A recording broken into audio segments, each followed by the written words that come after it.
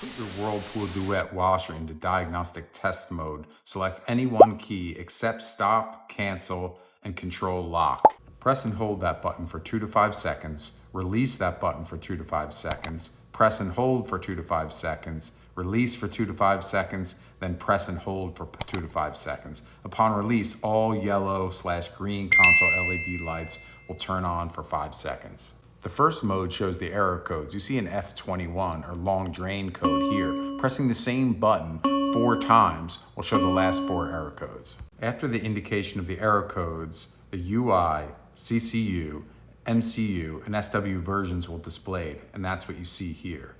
Once it goes through all that, all green console LED lights will turn on for 5 seconds. Next, the washer will begin the automatic diagnostic test mode. To cancel out of service mode at any time, press the stop button. First test labeled C00 tests the door lock. The next test indicated by C01 is fill the cold water inlet valve. The next test indicated by C02 is testing the distribution system is set to pre-wash position. In automatic diagnostic test mode, C03 indicates a test for the hot water inlet valve. In the test mode indicated by C04, the drum will rotate clockwise at normal wash speed. If your model has a heater, C05 turns on the heater. The drum rotates clockwise at wash speed. If there is not enough water in the tub, the water inlet valve will be switched on to achieve the minimum water volume. Test C06 tests the drain pump. And remember, we had an F21 or slow drain error code, and you can see that here that we have a very slow drain.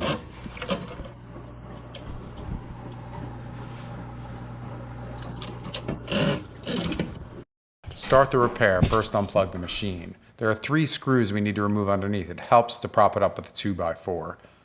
The 3 screws use a Torx 20 bit. I like to use a magnetic tray to organize my hardware. Remove the 2x4 and the bottom plate, exposing the drain pump. I like to put a towel down because some water is going to come out of here. We'll use a shop vac. There's a link in below to purchase a shop vac. Then pull it out and look. You can see here everything that was clogging up, some kind of sawdust or something. And look deep inside. You can see it. It's back behind the pump housing. It's going to be inside the bellows.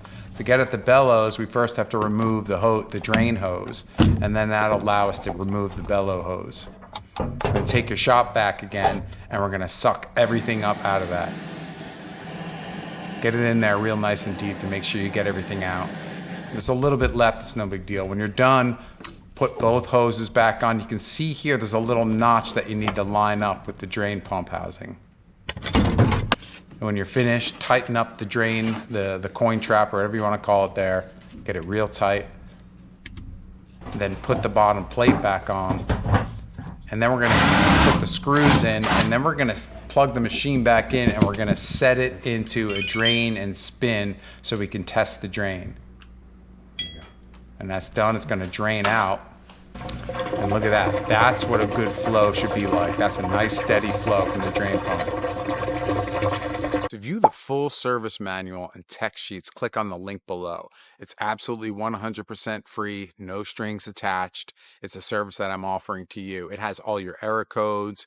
It has how to put it in service diagnostic mode like you just saw in this video. And if you found this content useful, please subscribe, hit that like button, leave a comment down below, and I'll get around to answering those comments. I love helping people out with their DIY projects. If you are an appliance repair professional, we'd love to coordinate with you, collaborate in any way possible. My name is Mark. I'm with Appliance Repair American based out of Stuart, Florida. Get out and get some, people. It's a beautiful day.